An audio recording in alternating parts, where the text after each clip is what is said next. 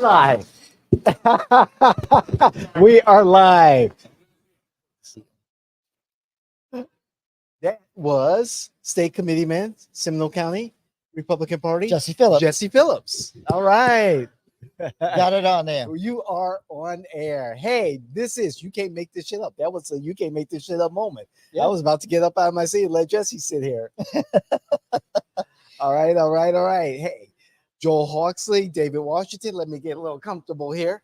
But we're going to do a little bit of a deeper dive into Final Four, Final Five voting. And the Institute for Political Innovation founder, Katherine Gehl, pioneered Final Five voting.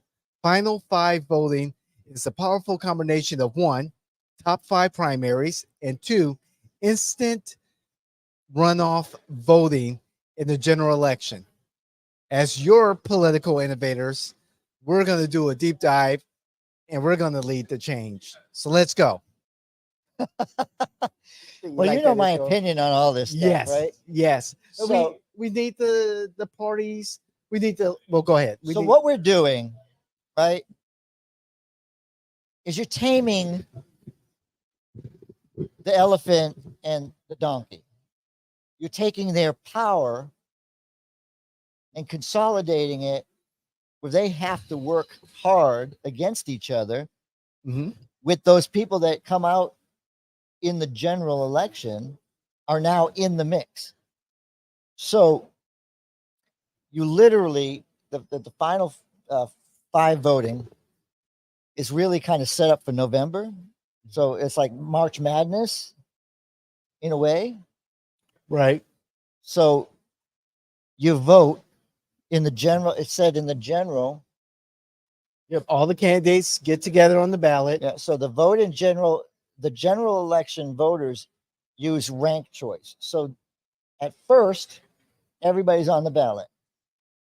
And then the top tier comes through. Then in the general election, you use rank. Right. The funny thing is, you do all the ones. They count all the ones up. Now, the top winners eliminate the one on the bottom. Then you go to those that had their number one eliminated, now have their number two pushed up to number one. So now number one, those number twos become number one, changes the lead. Then the next one comes off the bottom. They do the same thing. So you could have the number two actually take out the number one. Right. You push down, you could be like having all the number ones at first, and then all of a sudden find yourself in number three because of the ranks. Right. And so there's this constant tallying of the votes based on how voters rank the top five or at least the top five or less in the order that they had a preference for. So after the ballots are counted, all the ballots are counted, the first choice votes are tallied. Right. The process of instant runoffs begins wherein the candidate in last place is eliminated. Yep. Okay. Voters who have ranked the eliminated candidate first now have their single vote automatically transferred to their next choice of the remaining candidates.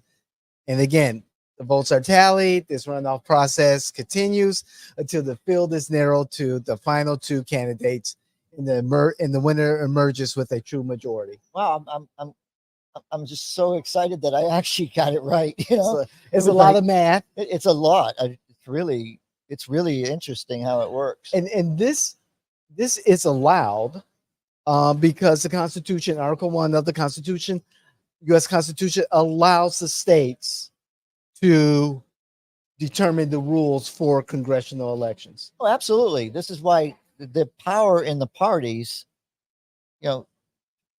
party power used to be really powerful, right? Bosses and everything else, they made the choices. You had to know them and be in their courts to move forward. Right. Then all of a sudden, that gets broken up. So now the parties are less powerful, so they have to work harder. Right. but they still have the party politics in each state, making their primaries the place where they get to have their strength. What this does is it totally eliminates any, you could be MPA, a libertarian, you could be anything, Correct. and you could be ranked and get to the top. And have a true opportunity of winning an election. And we kind of talked about this off camera. Here in Florida, there was a 2020 ballot initiative for the open primary. And so there are half of the states in America, in the union, that allow referenda to put ballot initiatives in front of the electorate to determine Which Florida tried. They exactly. didn't try this one. They tried a full open primary. Mhm. Democrats found out that there could be two Republicans on the top of the ticket, and the Republicans said there could be two Democrats on, and they created actual teams to go fight against it. Exactly. So the MPAs who really wanted this got shut out by the same exact Right. people because they went to ballot initiative. And If this Republicans, if Mhm. Republicans wanted it, Mhm. they have the legislature right now here in Florida.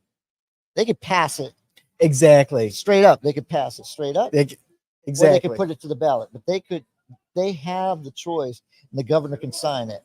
Mhm. So I think this is something that, for me, is as a partisan, kind of takes and gives me a more moderate Republican, probably. Sure. It gives me a more moderate Democrat, possibly, or it might still be. There's so many people on the fringe that we get the two so far apart. Right. But as they're eliminated, like the threes become twos. Then bump, bump, bump. Everything moves up. And they're trying to give you the top candidate. Right. A better quality candidate. I know you didn't really want this guy, but you at least said he was tolerable or she was tolerable. Right. So now she gets your number one. And it allows the electorate, the voter, to do their own damn research, hopefully, Mm-hmm. and determine the qualities that they want in a candidate if that particular candidate is addressing in a good way, hopefully, their own kitchen table issues. So if I read this right, David, this is strictly designed for Congress. So that's where the target is for Correct. this type of voting. But if you implemented this type of voting, that would end up going probably down into your state elections and everything else. Sure. So that's where, if it affects me and I'm in the legislature, I know they promise you term limits and they barely give you them. I know they promise you stuff that they can't give you. Like the Constitution doesn't give you the right to tamper with Congress. So that's why you can't get term limits up there. Right. You can ask for a constitutional amendment, then you'd have you can move term over limits. Exactly. But nobody's bold enough to do it. So my issue is I don't see this being able to get up there, even though it's fair. It's kind of interesting though.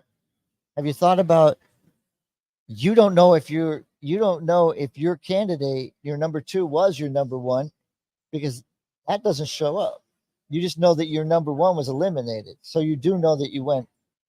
And I think with the technology that we see, the blockchain, the internet, and the willingness to show transparency in our elections, I believe those issues of not knowing how the sausage is made can be addressed in various opportunities, as long as the anonymity of the voter is protected.